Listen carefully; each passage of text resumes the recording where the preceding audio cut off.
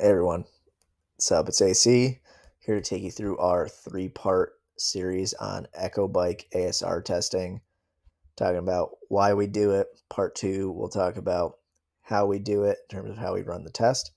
And then third part will be how we program off the results of the testing. So to start, what is ASR? It stands for Anaerobic Speed Reserve. If we're looking at our Echo Bike itself, it will be max sprint speed, or measured as max watts in an all-out sprint, minus your max aerobic speed, which is the average watts during a 5 to 6 minute test. The max aerobic speed is basically the watts that you'll be at to hit VO2 max. It's probably around the slowest speed you can be at to attain VO2 max. In an example of someone who has really high output, but a pretty poor max aerobic speed, their watts would be 2,000 on the all-out sprint, and then they average 200 watts on their max aerobic speed test. So we subtract 200 from 2,000, and their ASR would be 1,800 watts. So we'll go through 5 reasons why we Echo Bike ASR test people. It's a quick bang for your buck test. From start of the warm-up to finishing your max aerobic speed test, it can be done in about 30 minutes.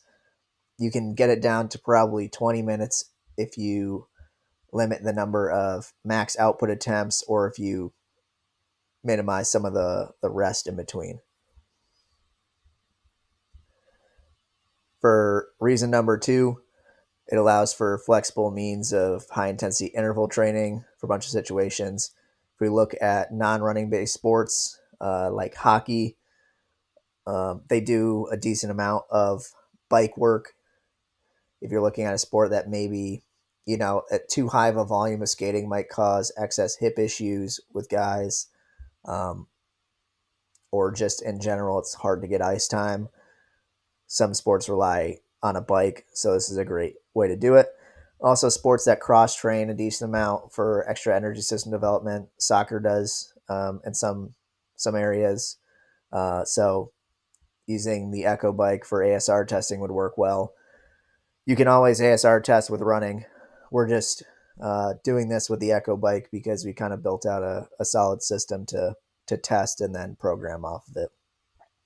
Also, if you're looking at people who are injured or older athletes, basically anyone that needs to limit some of the ground contact volume, or you're just trying to keep ground contact volume really high, and not have them run in fatigue too much just based on maybe where they're at, this Echo Bike using ASR is a great choice. And then those who may just need additional energy system development, maybe they came in out of shape, maybe it's off season and you can still kind of save them, but you don't want to throw them a ton of ground contact volume.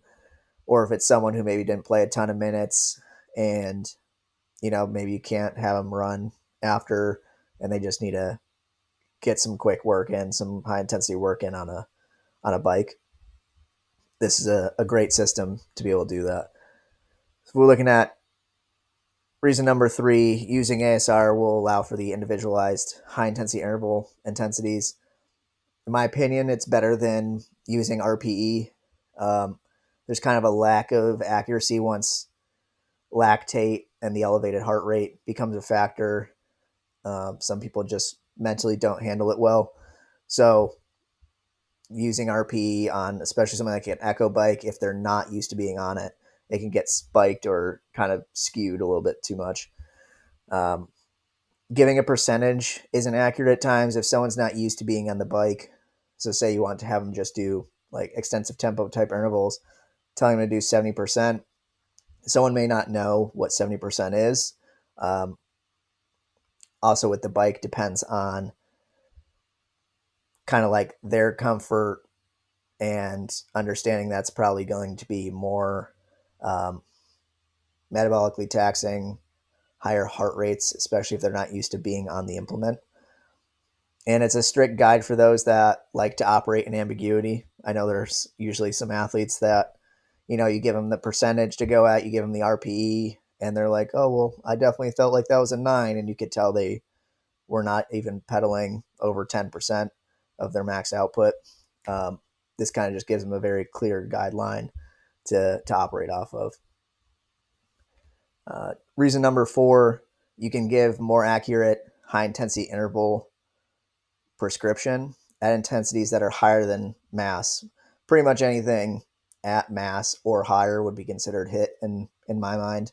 So for an example, if we're looking at athlete 1 that we gave earlier, 2000 watts for their max output, 200 for their max aerobic speed with that 1800 ASR, compared to say athlete 2 who also has 2000 watts for their max output, but say they were able to maintain 1000 watts on their max aerobic speed, their ASR would be 1000.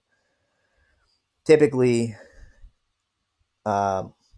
in the past, especially early on when people started using mass a decent amount, they would prescribe an intensity off a percentage of mass, which again, it's a guide and it's better than, in my opinion, it's better than RPE. So say they were going to give them 15 seconds at 120% of mass. On the bike, athlete 1 would operate and have to do 240 watts for 15 seconds. And then athlete 2 would have to do 1200 watts for 15 seconds. Because again, we'd be going off of just the percentage of their max aerobic speed. Now, if we're doing anything over their max aerobic speed, this is where we could use the ASR. So we would say, okay, we want you to do 15 seconds, but we're going to operate at mass plus a percentage of your ASR. So if I want at max aerobic speed plus 20% of their anaerobic speed reserve, athlete 1 would be at 560 watts for their interval. Athlete 2 would be at 1200 watts, which is the same. But you can tell from the first example of working just off of mass versus the example using ASR, athlete 1 probably would have been drastically underloaded during the interval because their ability to maintain average output over a long period of time is so poor that it basically would have negatively skewed them doing something for still a relatively short duration of a high intensity interval. I think this is a great example. This is a very extreme example. You probably won't find pretty much anyone doing 2000 watts and 200 watts in terms of 2000 max and 200 average. But we kind of use that example just to give you kind of a clearer picture of how skewed it can be if you operate just off of max aerobic speed, especially on the bike. And then reason number 5 for Echo Bike and using ASR as a whole, players that typically have a higher ASR have been shown to perform more in high intensity actions and maintain performance under fatigue. Again, that's assuming they have an adequate mass. So if we're using athlete 1 from our previous examples, that individual does not have an adequate max aerobic speed in most cases, especially for how high their max output is. Because you wouldn't be doing this with, say, a shot put athlete. Say, if that's the example and we're looking at 2 hockey players and those were the numbers, athlete 1 would be considered drastically out of shape. Again, those values are very high and very low, but to have that big of a gap with that low of a max aerobic speed, that would be a problem.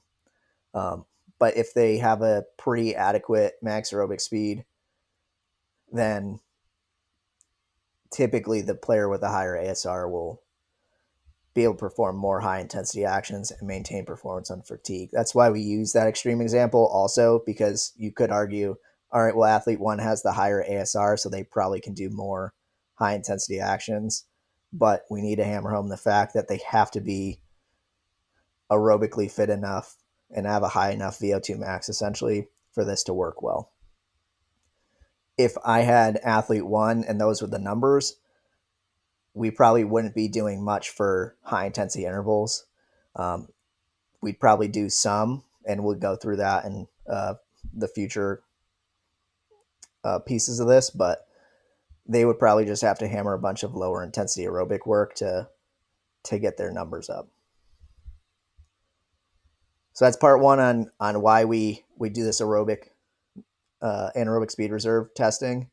And the next part will go through how we test, how we communicate with people to do the test themselves, because we do this virtually with people as well. So thanks for listening, and don't forget to like, subscribe, share it with anyone that you think could gain value from this, because again, we're just trying to share to help people out. Thanks.